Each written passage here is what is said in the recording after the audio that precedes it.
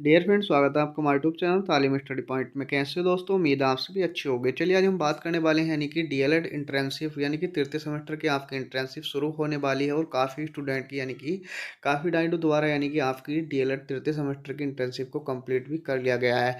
तो उसके साथ साथ यानी कि तृतीय सेमेस्टर में आपको यानी कि थर्ड सेमेस्टर में आपको अपनी इंट्रेंसिव यानी कि लेसन प्लान बनाने होते हैं। तो कैसे अपने सभी टॉपिक और लेसन प्लान को क्रिएट करना है, इस वीडियो के माध्यम से हम कवर करने की कोशिश करेंगे। यदि अभी तक आपने हमारे चैनल को सब्सक्राइब नहीं किया है तो हमारे चैनल को सब्सक्राइब कर लें और बेल आइकन को प्रेस कर लें, जिससे कि नई वीडियो की नोटिफिकेशन सबसे पहले आप तक पहुंच सके, क्योंकि डीएलएड की पल पल की अपडेट आपको इस चैनल के माध्यम से प्रोवाइड की जाती है।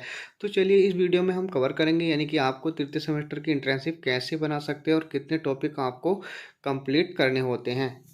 आपको इस प्रकार अपना डेकोरेट कर लेना है। जैसे कि हम बात करने वाले हैं यानी कि जिला शिक्षा एवं प्रशिक्षण संस्थान कांट मुरादाबाद, ये है स्टूडेंट की फाइल है और बैच यानी कि जो हमारा 2018 बैच रहा है उसके तृतीय सेमेस्टर की ये इंटेंसिव फाइल आपको शो हो रही है। तो साथ ही हम बात करें जो भी स्टूडेंट है यानी कि इन्हें जो प्राथमिक विद्यालय सैंसपुरी का मिला था, और ये यानी कि जो स्टूडेंट यानी कि नाम अंजुम और रोल नंबर 35 भी यानी कि ये स्टूडेंट थे। और साथ ही हम बात करें सबसे पहले बात करते हैं यानी कि पाठ योजना में इन्होंने यानी कि विशेष जो हिंदी लिया है वो कक्षा 3 के स्टूडेंट को यह अवगत करा रहे हैं। और साथ ही बात करने वाले हैं यानी कि कालांश सेकंड है और कितने अवधि का इन्होंने यानी कि टीचिंग पीरियड यहाँ पर कंप्लीट किया है यानी कि 30 मिनट का। तो सबसे पहले हम बात करते हैं यानी कि सामान्य उद्देश्य क्या होता है, यानी कि छात्रों में हिंदी विषय के प्रति रुचि उत्पन्न करना होता है। और फिर नंबर 2 पॉइंट की बात करें तो यानी कि छात्रों के शब्द भंडार में वृद्धि कर होना और छात्रों के उच्चारण को शुद्ध एवं स्पष्ट कराना होता है। विशिष्ट उद्देश्य यानी कि बच्चों को प्रार्थना के माध्यम से ईश्वर के प्रति भक्ति को जागृत करना। और सहायता सामग्री यानी कि प्रार्थना का चार्ट एवं समस्त कक्षा उपयोगी सामग्री बच्चों को देना। और पूर्व ज्ञान यानी कि बच्चों को प्रार्थना का पूर्व ज्ञान होना चाहिए। और साथ ही बात करना है यानी कि प्रस्तावना प्रस्तावना में यानी कि प्रस्तावना में बच्चों से क्वेश्चन यानी कि बच्चों आप पढ़ने कहाँ जाते हैं, यानी कि बच्चों का आंसर रहेगा विद्यालय में। और प्रश्न नंबर 2 की बात करें तो यानी कि विद्यालय पहुंचने के बाद क्या करते हैं, तो विद्यालय पहुंचने के बाद बच्चों को क्या करना होता है, यानी कि प्रार्थना करनी होती है। तो बच्चों का संभावित उत्तर होता है यानी कि प्रार्थना। फिर प्रश्न नंबर 3 की बात करते हैं यानी कि बच्चों आप कौन सी प्रार्थना करते हैं, तो में जो भी प्रार्थना की जाती हो उसमें ही द्वारा बच्चों को बता दिया जाता है। यानी कि जैसे ही बच्चे कौन सी प्रार्थना करते हैं यानी कि समस्यात्मक प्रार्थना करते हैं। तो बात करते हैं यानी कि उद्देश्य कथन क्या होता है, यानी कि बच्चों को आज हम आपको सरस्वती माँ की प्रार्थना सिखाएंगे। यानी कि बच्चों को क्या सिखाएंगे, यानी कि सरस्वती माँ की प्रार्थना सिखाएंगे। फिर उसका प्रस्तुतिकरण देना होता है, यानी कि इसी प्रकार आपको इसमें जो भी आपकी सरस्वती माँ की प्रार्थना होती है इसमें मेंशन कर देना है। तो इसी प्रकार यानी कि आपका पुनरावर्ती प्रश्न आपको होते हैं, यानी कि सभी कुछ इसमें मेंशन करने के बाद गृह कार्य बच्चों को दे दिया जाता है।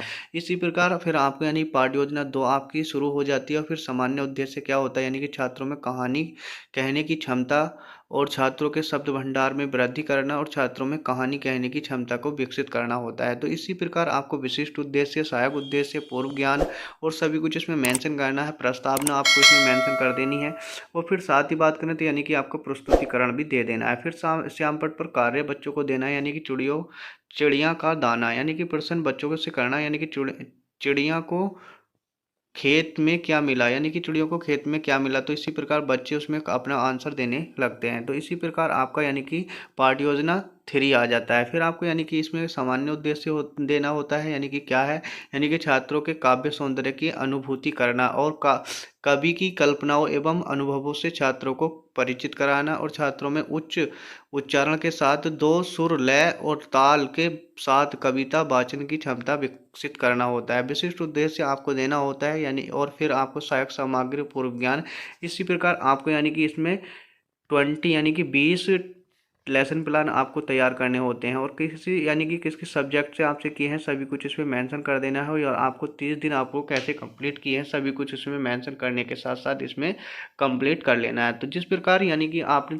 20 पाठ योजना तैयार कर लिए हैं, फिर आपको यानी कि विषय कंप्यूटर, यानी कि जो हमारा 20 लास्ट में आपका जो होता है यानी कि कंप्यूटर का है। और फिर कक्षा 5 में और कितने मिनट का आपने टाइम पीरियड लिया था, यानी कि 35 मिनट, यानी कि 35 मिनट्स आपको दिए थे। और सामान्य उद्देश्य क्या था, यानी कि छात्रों में तकनीकी शिक्षा का विकास करना, कंप्यूटर के कार्यों से परिचित कराना था। और विशिष्ट उद्देश्य यानी कि छात्रों को सीपीयू के बारे में जानकारी देना और सहायक सामग्री सीपीयू चित्र एवं समस्त कक्षा उपयोगी सामग्री। और पूर्व ज्ञान यानी कि छात्र कंप्यूटर के बारे में थोड़ा बहुत ज्ञान रखते हैं। तो इसी प्रकार आपको कंप्यूटर के बारे में देना हो, फिर उन्हें पुनरावृत्ति प्रश्न बच्चों को करने होते हैं। तो इसी प्रकार आपकी यानी कि लिटरेसी फाइल कंप्लीट हो जाती है। यदि आप ये पीडीएफ लेना चाहते हैं तो मेरे टेलीग्राम चैनल की लिंक आपको डिस्क्रिप्शन में मिल जाएगी। आप वहां से विजिट करके मेरे टेलीग्राम चैनल पर पहुंच सकते हैं और वहां से आप इसकी पीडीएफ डाउनलोड कर सकते हैं। आई होप आपको वीडियो पसंद आई होगी। तो हमारे चैनल को लाइक एंड सब्सक्राइब करना न भूलें और बेल आइकन को प्रेस कर लें, जिससे कि नई वीडियो की नोटिफिकेशन सबसे पहले आप तक पहुंच सके। चलिए मिलते हैं किसी नेक्स्ट वीडियो में, तब तक के लिए जय हिंद, जय भारत।